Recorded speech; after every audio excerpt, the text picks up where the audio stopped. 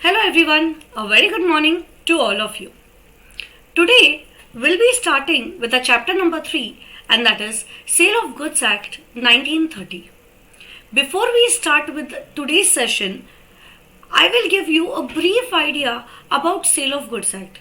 That is, how did this act come into existence? What was the need of this act? Everything will be seen in the introduction, and then we will move into detail into this particular chapter. Okay? So as you all can see on the board, the year of this act is the Sale of Goods Act 1930. Okay? So now you will be feeling that की 1930च्या आधी काय sale होत नव्हतं काय? Yes, the sale was happening even before 1930. Okay, that is the reason we'll go into the detail, into the history of this act. So in earlier days, I want to say, earlier,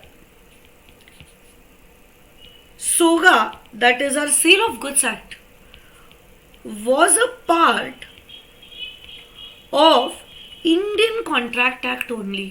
म्हणजे जे आपण Indian contract act तुम्ही एवढ्या दिवस केलेला Indian contract act 1872, even sale of goods act was a part of Indian contract act in earlier days. Okay, but somehow एक need felt होतं. There was a need. They felt that no, there should be a different act. There should be a different act which deals only with goods. म्हणजे goods बरोबर जर तुम्ही काय transaction करत असेल, if you are selling or buying of the goods, in this case a separate act should be made which is wholly and solely for the goods. That is the reason the Sale of Goods Act came into existence. Okay, so need was felt कि there should be a different act, and that is the reason in the year 1930 they separated all provisions related to sale of goods. Separated all provisions relating to sale of goods. Sale of goods related जेवढे provisions होते ते Indian contract act मधून त्यांनी separate करून टाकलं. And a new act was made which was called as the SOGA, Sale of Goods Act 1930. In 1930, all the provision related to sale of goods was separated from the Indian Contract Act, and altogether a new act was made. Okay, so talking about the commencement. Talking about the commencement, this Sale of Goods Act came into existence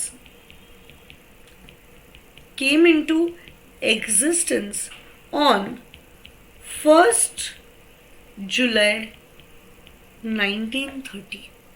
It came into existence on 1st of July 1930. सगळं learn करायची गरज नाही आहे. Dates वगैरे are not expected for you to learn, but you only should know the history of every act. That is the reason I'm explaining you this. Okay, and the applicability, or we can say the extension. This act applies to whole of India. This act applies to whole of India. Whole Indiaला हा act applicable असणार आहे. Am I very clear everyone? Yes. So Sale of Goods Act, just take into consideration that it was a part of Indian Contract Act earlier. In 1930, on 1st July 1930, a need was felt for a different act which deals only with the goods, and that is why it got separated, and a separate act called as SOGA 1930 was formed. So coming to a conclusion, I would say Indian contract ऍक्टचे सगळे provisions will get applied to sale of goods act. Are you understanding everyone? Yes, की Indian contract ऍक्टचे जे provisions आहे ते तर सगळं बेसच झालंय. Yes, so it is implied that always. Implied म्हणजे काय? You should understand this only. No one is going to come and tell you. But it is implied that Indian Contract Act चे सगळे rules will get applied to sale of goods act. Okay, आणि जे पण एक specific provisions आहे त्याच्यासाठी आपण सोगा act हे बघणार आहे. ओके, सो जनरल प्रोव्हिजन जे एकदम बेसिक आहे, जे आपण इंडियन कॉन्ट्रॅक्ट ऍक्टमध्ये सगळे केलेलेच आहे, all the basic provisions are going to get applied here. With that the specific provisions of Sale of Goods Act are going to get applied here. Is it very clear? Yes? Okay. So now coming to our topic again, and that is Sale of Goods Act. Okay? So इथं दोन important words काय? एक तर sale व्हायला पाहिजे. Sale is important. आता sale म्हणजे काय नेमकं, we are going to see that in to detail. आणि second important word for us and that is goods. हे दोन वर्ड्सवर the entire act is made की सेल पण असायला पाहिजे, त्याच्याबरोबर गुड्स पण असायलाच पाहिजे. Is it very clear? आता गुड्स म्हणजे काय हे क्वेश्चन तुम्हाला येत असेल की what do you mean by goods. We will clear it in a few minute. Okay, so first we will see one example. त्या एक्झाम्पलच्या बेसिसवर I will give you the detailed explanation. So example, I hope you all are writing with me. Okay, please माझ्यासोबत तुम्हीही तुमच्या बुकमध्ये continuously scribbling करत राहा, तरच कॉन्सेप्ट्स कळतील. ओके, म्हणजे at this moment you should go and you should continuously write along with me. And after going home, you are going to write everything into detail in your summary notes book. Summary notes बुकमध्ये एकदम छान पद्धतीने सगळं लिहा. Very neat, very tidy notes. आणि इथं एकदम fastest वेमध्ये you have to complete whatever I am writing it on the board. Okay, all the examples, whatever explanation I am giving, you should go and write it continuously.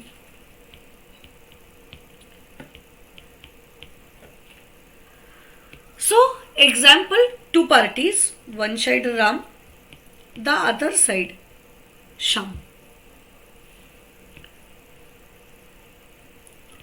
Ram the seller, Sham the buyer. Ram the seller, Sham the buyer. एक दिवस राम आणि Shyam, one day Ram and Sham, they both entered into contract of sale. Okay, नेहमी हा word तुम्हाला असंच use करायचा आहे, contract of sale. फक्त डिरेक्टली आपण सेल नाही म्हणणार, we will always use the word contract of sale. So one day they both, step number one day they both entered into contract of sale for 1000 pieces of towels. One day they both entered into a contract of sale for 1000 pieces of towels. Okay, so आता या केसमध्ये काय होणार, Ram will supply 1000 towels to Shyam. Okay, म्हणजे goods, जे goods आहे, the seller is going to give the goods to the buyer. In return the buyer is going to give consideration तर असायलाच पाहिजे in each and every contract. As I said, Indian contract ऍक्टचे basic principles इथं apply करायचंच आहे की there should be a consideration in return, quid pro quo. एका साईडने गुड्स जाणार to the other party, from the other side the consideration that is price of the goods is coming to the seller. Is it very clear everyone? Yes? Okay. So now towels are going, the price is coming, the consideration is coming to the seller. आता ह्या केसमध्ये the seller can himself sell the goods. Okay, the seller will either himself he will sell the goods. Okay, or he can tell his agent की agent, मी manufacture वगैरे सगळं करून ठेवतो, I am the seller, but मला नाही जमणार जाऊन डोर डिलिव्हरी द्यायची. Okay, so I am appointing a agent. I will tell by agent please take these towels and give it to the buyer. Okay, so either the seller or his agent will give the delivery of the goods. Is it very clear? Yes, is it very clear? Now, ह्या केसमध्ये what you have to keep in mind. We'll take some another color. Okay. So ह्या केसमध्ये दोन गोष्टी होऊ शकतात. Okay, Ram जो आहे द सेलर होलसेलर आहे. ओके, स्टॉकमध्ये भरपूर टॉवेल्स तो एकत्र मेंटेन करतच असतो. त्याला माहितीच आहे की रोटेशनमध्ये एवढे टॉवेल्स रोजचे त्याला लागतातच. Okay, so he will keep the stock of towels in his godown. The moment Sham comes to him, the buyer comes to him that I want 1,000 towels, immediately he will give the towels and he will take the price. Let's say इथं consideration असेल 5 lakh rupees. Okay, the consideration will be 5 lakh rupees. So he will immediately he will give the goods. Buyer also will make the payment. He will give the goods, the buyer will make the payment. Okay, if this is the scenario, we will tell it is a case of sale. We will say it is a case of sale. आता sale म्हणजे काय? Sale म्हणजे immediate transfer of ownership. Repeat it with me, everyone. Sale is immediate transfer of ownership. Word important काय आहे इथं? What is the important word here? Ownership. जिथं ownership immediately transfer होते बायरला.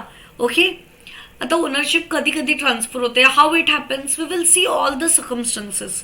आता फक्त एवढं लक्षात ठेवा की जिथं ओनरशिप ओनरशिप इमिडिएटली ट्रान्सफर होते म्हणजे ज्या मोमेंटला buyer immediately becomes the owner of the goods. Ownership transfer केली म्हणजे काय की आता buyer is going to become the owner of the goods.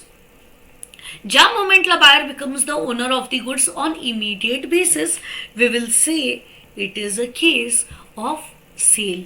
Okay, परत एकदा माझ्यासोबत सगळेजण रिपीट करा. Immediate transfer of ownership, not पोझेशन.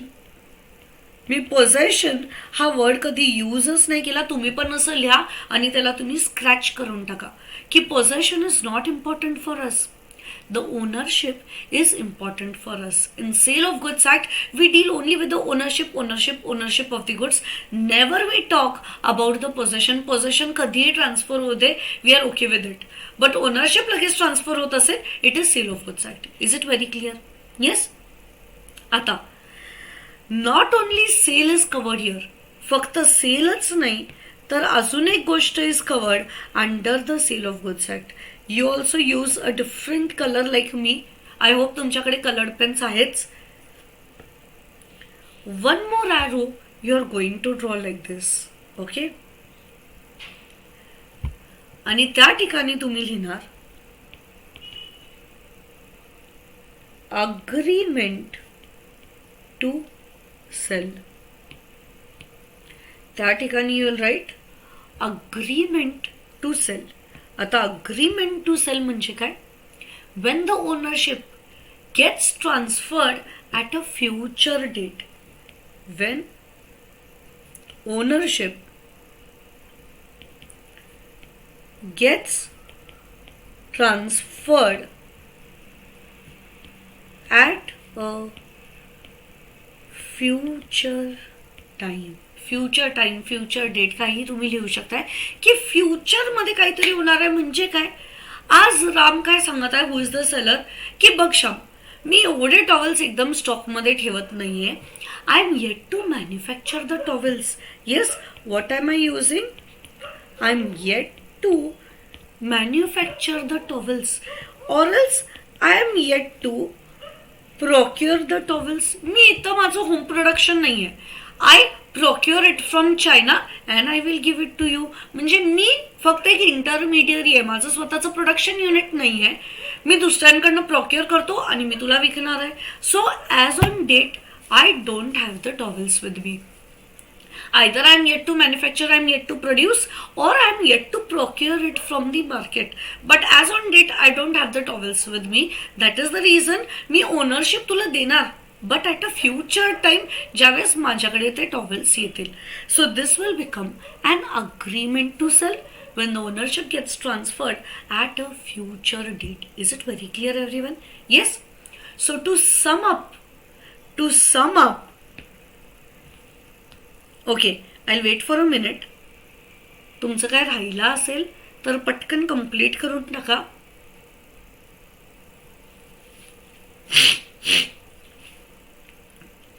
I hope the screen is visible to all of you.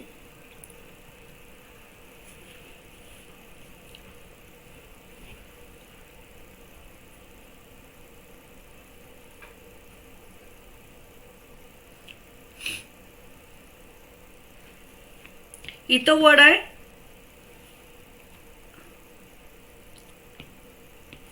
immediate transfer of ownership आणि इथं word आहे ownership is getting transferred at a future time.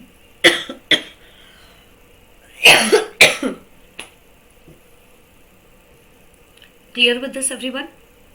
Yes? Okay, can we proceed? Even you highlight the words that I highlight, okay? So that एक थोड़ा visual representation होत रहता है whenever you close your eyes. At least these keywords should come in front of you, okay? So to sum up,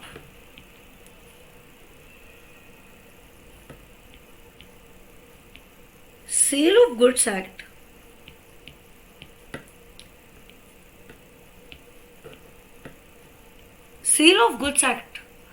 covers not only sale but also agreement to sell. म्हणजे sale of goods under फक्त सेलच येत नाही तर agreement to sell also comes under sale of goods act. Okay, so sale of goods act covers two things, sale and agreement to sell. Sale म्हणजे काय? Immediate sale is immediate transfer of ownership. सगळीकडे ownership the moment you right possession तुम्हाला एक big zero मिळून जाणार. पोझेशन बिलकुल पण यायला नाही पाहिजे. Always the word should be ownership. Agreement to sale is ownership gets transferred at a future time. इथं इमिडिएट आहे, इथं फ्युचर टाइम आहे. ओके, अजून एक डिफरन्स बिटवीन काय असणार सेल आणि agreement to sale? Think everyone. असं तर भरपूर पॉइंट ऑफ डिफरन्स आहे. We are going to come across many, almost I think 8 to 10 point of differences असतील बिटवीन द टू. अजून काय असणार तुम्हाला काय वाटतंय? Sale is nothing but a executed contract. ज्यांना हे कळालं very good to all of you. Executed transfer of ownership झालेलं आहे, आमचं contract has come to N end. Agreement to sale is a executory contract, कारण का काहीतरी फ्युचरमध्ये होणार आहे. Something is going to get happened at a future time. Is it very clear everyone? Yes, अजून बरेच पॉईंट ऑफ डिफरन्स आहे. आता तरी बेस म्हणून हे दोनच तुम्ही बघा, त्याच्यानंतर आपण बाकीचे सगळे पॉईंट ऑफ डिफरन्सेस बघूया. Is it very clear? Yes, am I very clear everyone? Okay, नाव आपल्या एक्झाम्पलमध्ये परत येऊया. ओके, की talking about sale, if I am telling की दोघांमध्ये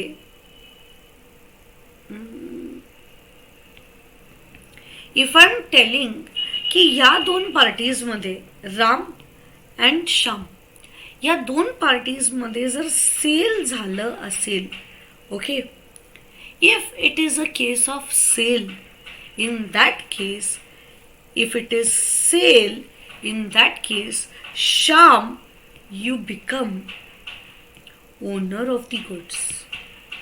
Immediately, Sham, you are becoming the owner of the goods the moment a sale happens between both the parties. म्हणजे दोघांमध्ये कॉन्ट्रॅक्ट ऑफ सेल झालाय, सेल कंप्लीट झाला असेल तर त्या केसमध्ये the ownership gets transferred from Ram to Shyam.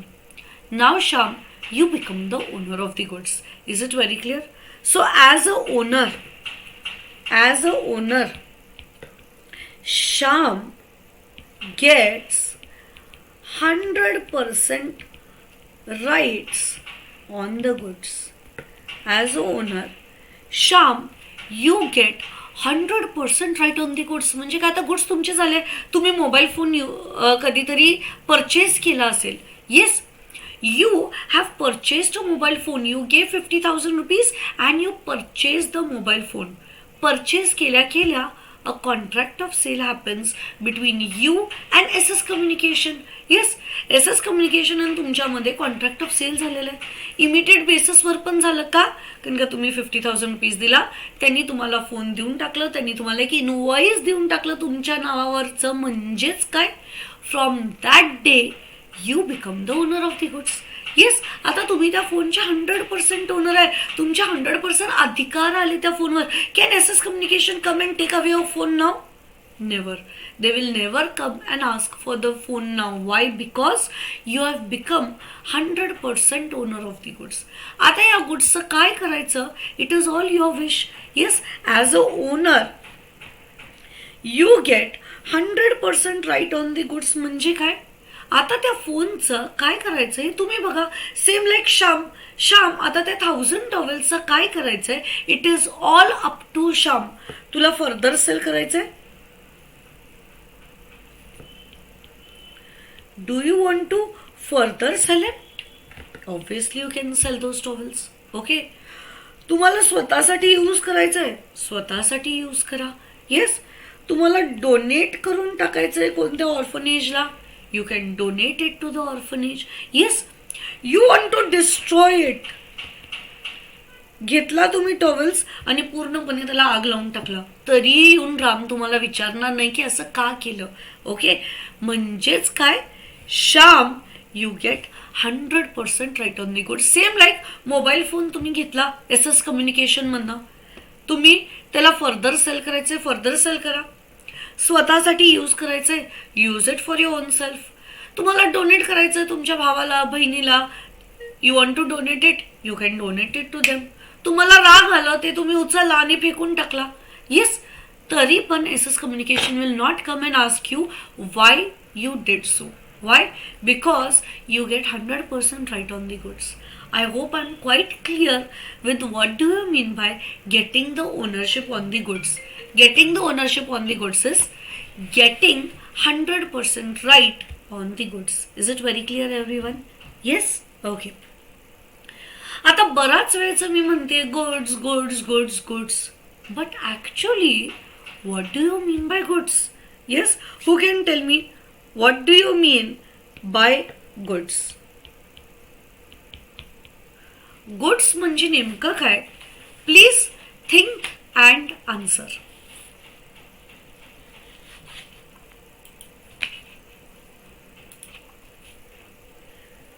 So what do you mean by goods? Okay, असं तर आपण आत्तापर्यंत बघत आलेलो आहोत की goods is both movable as well as immovable. Yes, goods are of two types, movable goods and immovable goods. माहितीच आहे ना, which you can move from one place to another, like your mobile phone, like this iPad, like a laptop, like a TV.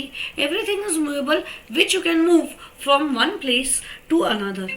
आणि immovable is which cannot be moved from one,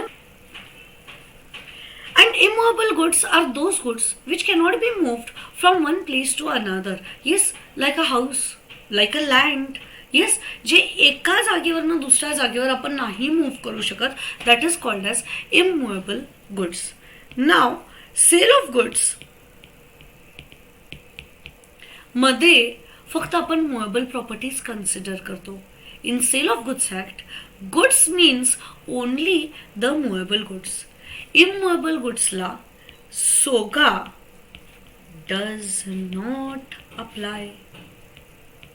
Yes?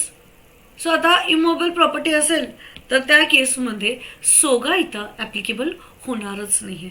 So आता जिथं जिथं movable goods तुम्हाला दिसतात, okay, तुमच्या आजूबाजू तुम्ही आता बघत राहा की कुठे कुठे मुवेबल गुड्स तुम्हाला दिसत आहे. at every place the Sale of Goods Act is going to get applied. But जर घर असेल, लँड असेल, ह्या सगळ्याला सोगा is not going to get applied. Is it very clear? Yes. So सोगा is applicable. Okay, तुम्हाला काय लिहायचं होतं काय आधीचं? जास्त काय नाही लिहिण्यासारखं की goods are of two types, movable, immovable. मुएबलला तो सोगा इज अप्लाइड, इमुएबलला SOGA does not apply. So SOGA is applicable only to movable goods. आता मुवेबल गुड्स म्हणजे काय हे पण तुम्हाला वाटत असेल. Will come to the definition. Yes, soon we will come to the definition of goods. आता फक्त एवढं लक्षात ठेवा की सेल ऑफ गुड्स मध्ये फक्त मुवेबल प्रॉपर्टीज येणार आहेत. Is it very clear everyone? Yes, okay. आणि अजून एक इम्पॉर्टंट आहे की you write in case of sale, म्हणजे जे आपण बघितलं की दोन आहेत, sale and agreement to sell. So sale बद्दल मी बोलते जरासं की in case of sale there should B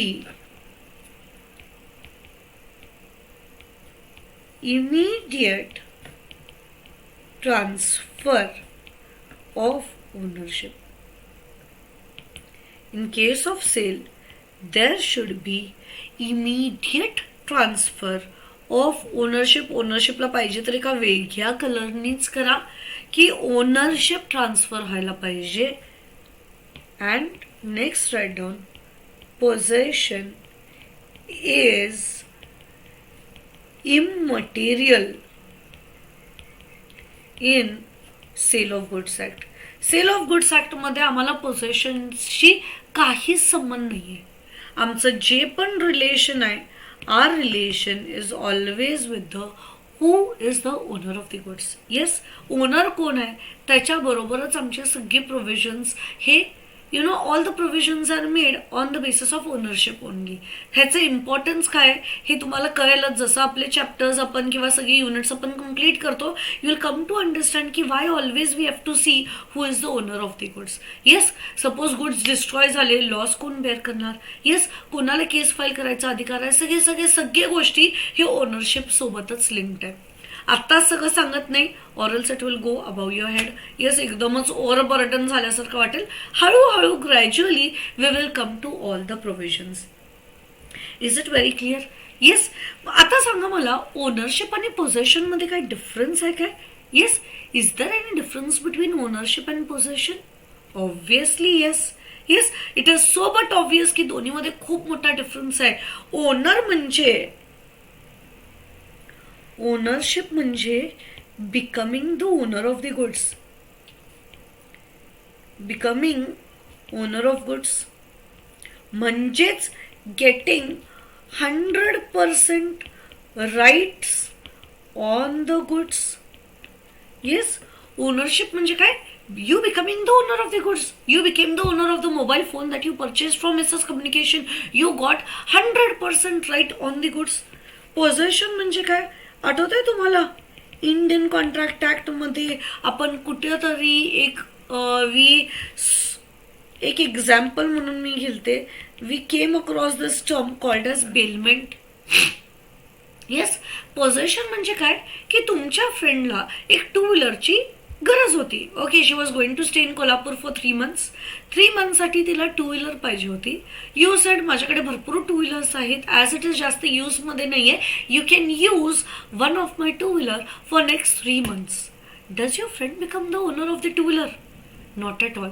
she has the possession of the goods but she is not the owner of your goods. She only has the possession. She can use only for a temporary period of 3 months in our example. एक temporary period कडे तुमच्याकडे possession आलेलं आहे of the goods, but you do not become the owner of the goods. You do not get 100% right on the goods म्हणजे 3 मंथच्या टाईममध्ये तुमच्या फ्रेंडला वाटलं की चला मला आज पैशाची पण गरज आहे, जसं टू व्हीलरची गरज आहे, मला आज पैशाची गरज आहे.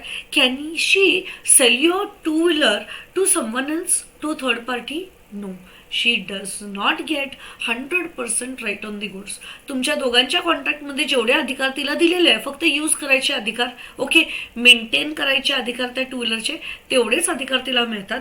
But she does not get 100% right on the goods. म्हणजेच काय? She cannot further sell it, she cannot destroy it, she cannot donate it, etcetera etcetera etcetera. जे आम्ही ॲज अ ओनर तुम्हाला अधिकार देत आहे, ते कोणतेही अधिकार तुमच्या फ्रेंडला मिळत नाही. Why? She is only the possessor of the goods. Is it very clear everyone? Yes, is it very very very clear? Possession बद्दलचे प्रोव्हिजन सगळे बेलमेंटमध्ये कवर्ड आहेत. आणि जर तुम्हाला ओनरशिप रिलेटेड कोणते प्रोव्हिजन्स बघायचे, सगळे sale of goods under covered आहे. Very clear with this everyone? Yes. So this was a brief idea of what do you mean by sale of goods act. Okay, so sale, coming to the words again. आतापर्यंत तुम्हाला बरेच गोष्टी कळायला असेल.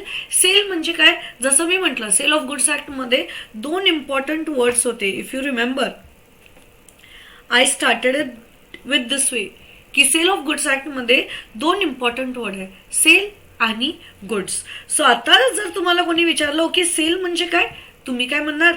Sale covers 2 types, sale and agreement to sell. हे दोन्ही गोष्टी सेलमध्ये येतात. ओके, आणि गुड्स म्हणजे काय? Only the movable property or only the movable goods. आता तुम्ही प्रॉपर्टी हा वर्ड ॲक्च्युली यूज पण करू नका, अननेसेसरी कन्फ्युजन होणार. प्रॉपर्टी म्हणजे काय आपण येऊयाच नंतर. Goods is only the movable goods, not the immovable ones. Very clear with this? Yes? Okay. So summarizing everyone, Sham, Ram the seller, Sham the buyer. Okay, दोघांमध्ये कॉन्ट्रॅक्ट ऑफ सेल झालं. Shyam towels देणार, the buyer will give the consideration for it. या दोघांमध्ये 2 गोष्टी होऊ शकतात. Either it can become sale, जिथे immediate transfer of ownership आहे, किंवा it will be agreement to sell where the ownership will get transferred at a future time. Okay, so आता मला सांगा, जर तुम्हाला कोणी विचारलं की what do you mean by a seller?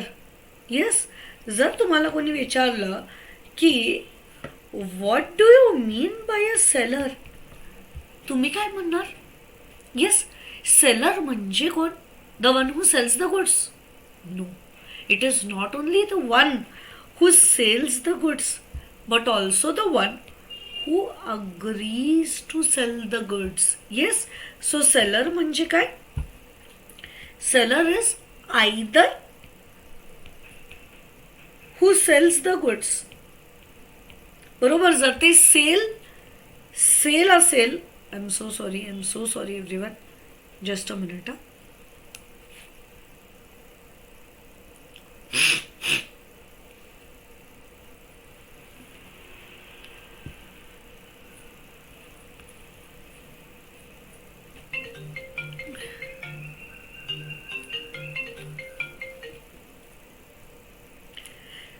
Seller is the one who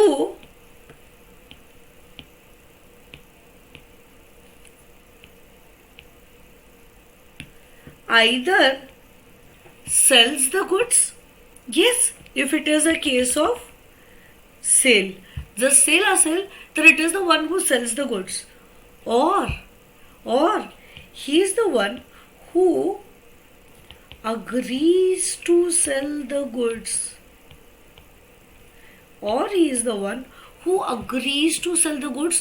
जो म्हणत आहे की श्याम, मी तुला 2 महिन्यानंतर मॅन्युफॅक्चर करून देतो towels. Yes, at a future time, 2 months, 6 months, 1 year, anything. Okay, but future date आज होत नाहीये, ॲज ऑन डेट होत नाहीये, उद्यानंतर कधीही होऊ शकते. It can B 5 days, it can be 10 days, 1 month, 5 months, 10 months, anything. Okay, but not today. If he is telling that I am ready to sell you the towels, but after 2 months, in this case he is the one who agrees to sell the goods. So can you repeat the definition of seller with me? Seller is the one who either sells the goods or the one who agrees to sell the goods. In the same way buyer म्हणजे कोण हे जर तुम्हाला कोणी विचारलं under sale of goods act मध्ये buyer म्हणजे कोण तर तुम्ही काय म्हणणार buyer is the one who buys the goods. जर सेल जर होत असेल if it is a case of sale he is the one who buys the goods as on date buy करत आहे okay he is the buyer और agreement to sell जर होत असेल the one who agrees to buy the goods is called as buyer. म्हणजे त्यांनी definition किती broad ठेवलंय बघा. Seller is the one who either sells the goods or agrees to sell the goods.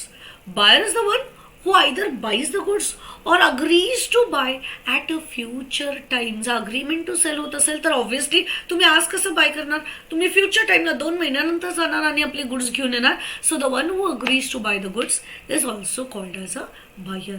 Very clear with this everyone. Yes very very very clear. जर या चार्टला एकदम चांगलं काढायचं आहे आपण परत एकदा I will help you draw the chart again. So everyone be with me. We all will draw the chart again. एकदम सिस्टमॅटिकली. आतापर्यंत मे बी खूप स्क्रिबलिंग झालं. आय नो व्हेरी वेल की एवढे गोष्टी तुम्ही लिहिलाय की you are not able to identify anything. So very neat sketch we will draw. Ram Shyam okay. Ram the seller Shyam the buyer. थोडे कलरफुल पेन्स यूज करा okay. Use some colourful pens. So दोघांमध्ये contract of sale झालेला आहे. इकडनं goods जाणार आहे. Goods म्हणजे काय एनी मुएबल गुड्स ओके. आणि Shyam to Ram that is buyer to seller consideration येणार आहे in return. Yes 5 lakh rupees 10 lakh rupees 10,000 rupees also maybe. Yes it can be any amount. आता two things can happen here.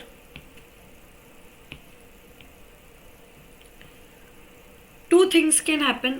Either it can be sale जिथं immediate transfer of ownership होणार.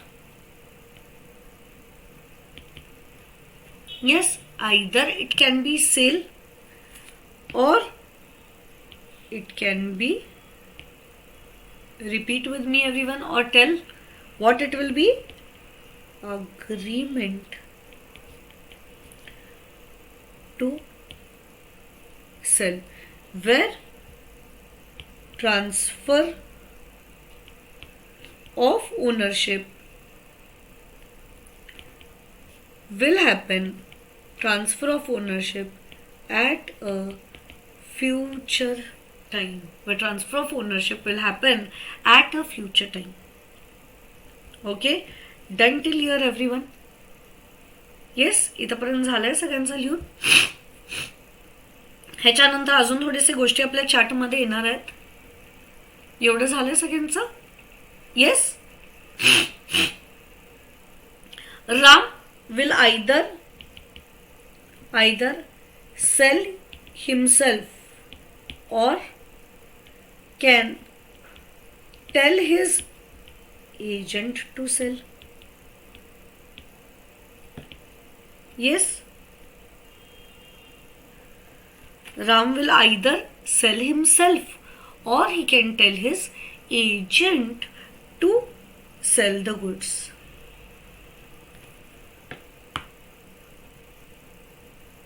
Or he can tell his agent to sell. हे कुठं तरी तुम्ही एका बॉक्समध्ये असं ठेवू शकताय.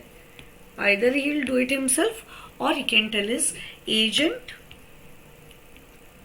to sell the goods. Okay. आता रामच्या साईडला तुम्ही लिहिणार Ram is the one who is first selling, or second is agreeing to sell the goods. Ram is the one who is selling or who is agreeing to sell the goods. Done? Sham is the one. Sham is the one who is first buying or second agreeing to buy the goods, or who is agreeing to buy the goods, or the one who is agreeing to buy the goods. So तुमचा chart असं दिसणार काहीतरी. Yes, your chart should look like this. Very neat, very tidy, जिथं सगळ्या गोष्टी तुम्हाला एकदम easily कळत आहेत. Very clear with this? Yes. 2 minutes time, complete it very fast. काय राहिला असेल तर you can fast complete it.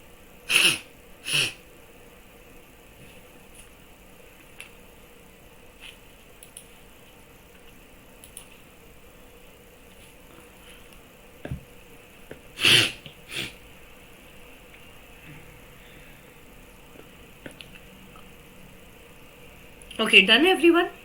Can we proceed? Yes? Okay.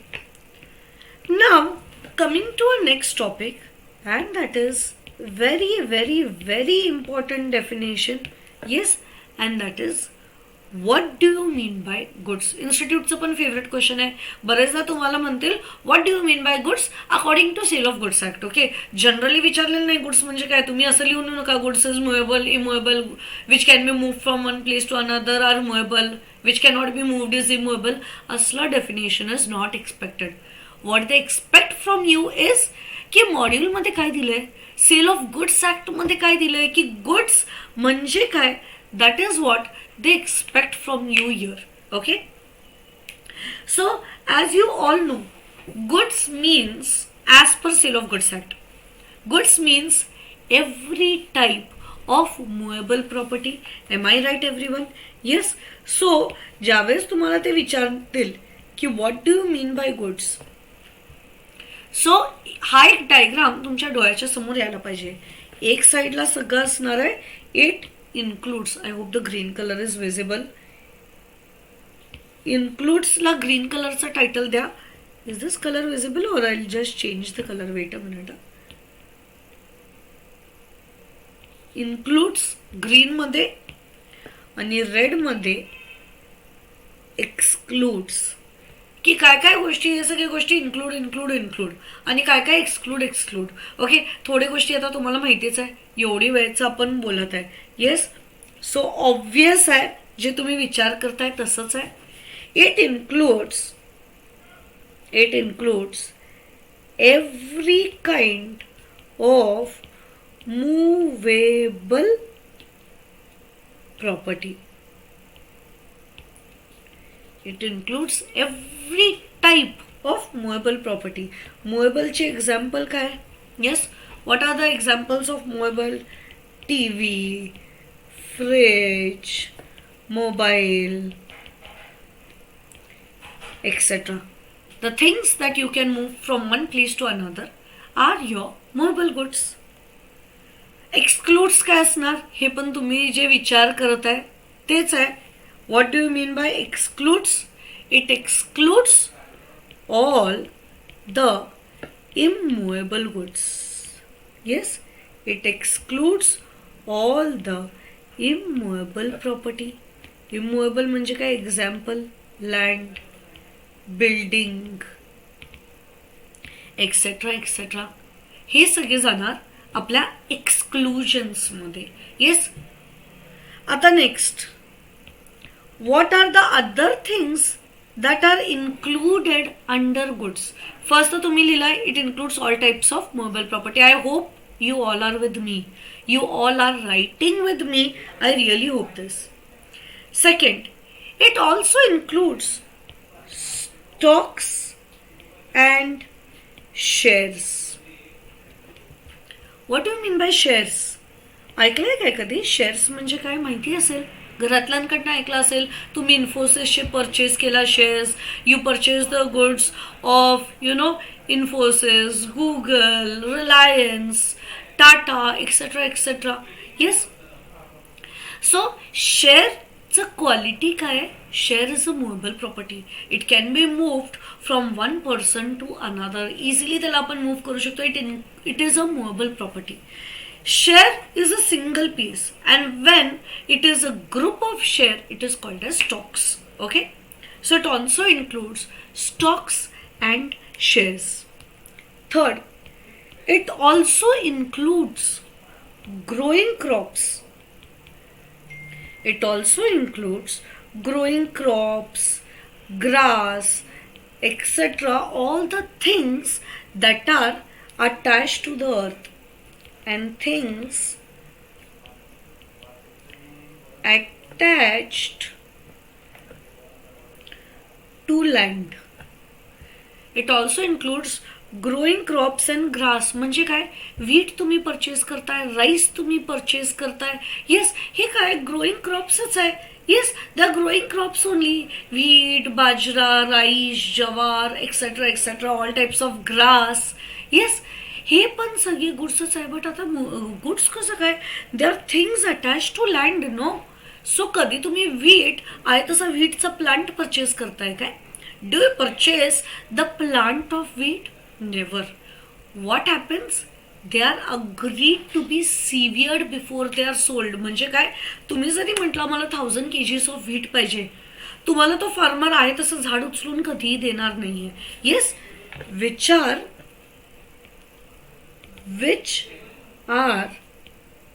severed before the sale. Severed म्हणजे काय? Separated. Yes, before you sell the wheat, it should be separated from the land. त्याला तुम्ही पूर्ण cut करा, चॉप करा, and then only you can sell the wheat, the rice, the jawar, the bajra, whatever it is.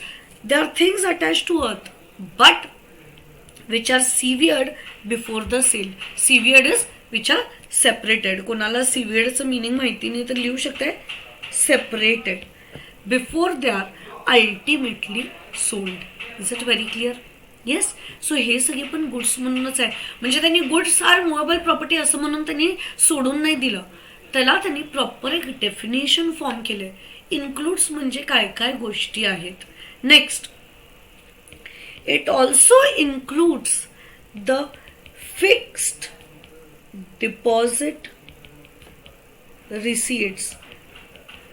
तुमच्या स्वतःच्या नावावर पण बरेच FDs तुमच्या घरातल्यांनी बनवली असेल. येस. सो दिस फिक्स्ड डिपॉझिट, की तुम्ही एक डिपॉझिट करताय, चला मला 10 लाखाची FD करायची आहे, मला 20 लाखाची FD करायची आहे. It is called as the FDR, the fixed deposit receipts. Even that is considered as sale under Sale of Goods Act. Okay, sorry. Even that is considered as goods under Sale of Goods Act. Okay. Next, it also includes all type of tangible goods.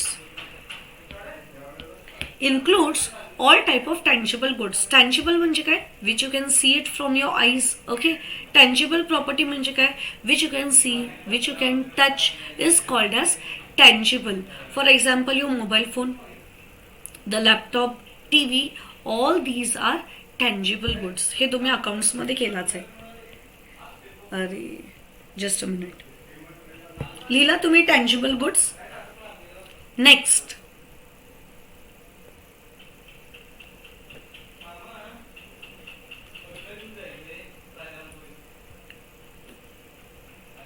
includes tangible goods.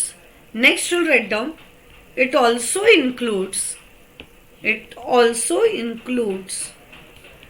the intangible goods. Intangible goods are those goods they are in existence but you cannot see it, you cannot touch it. Yes, जे तुम्ही बघू नाही शकत, जे तुम्ही touch नाही करू शकत, but they are in existence, are called as the intangible goods. Example, patent, copyright, trademark, etc.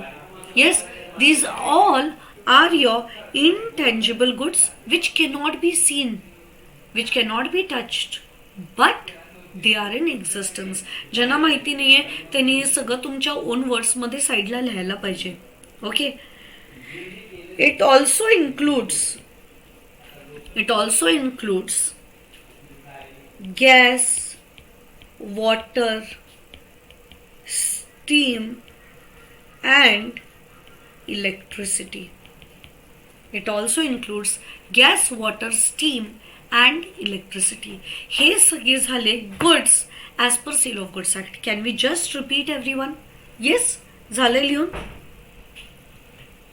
So, goods includes every kind of movable property. It also includes stocks and shares.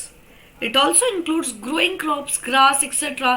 and things attached to land, but which are agreed to be severed before they are sold.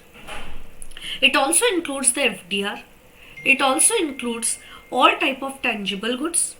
It also includes all type of intangible goods, and it also includes gas, water, steam and electricity. Complete it very fast. I'll wait for a minute.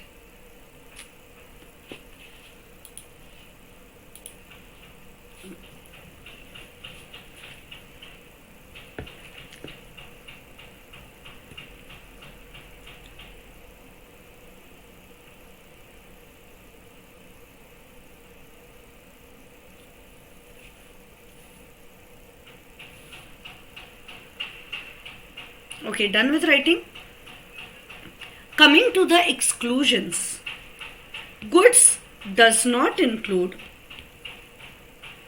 any type of immovable property. Sale of goods under जे goods है, goods does not include the immovable property. It does not include money,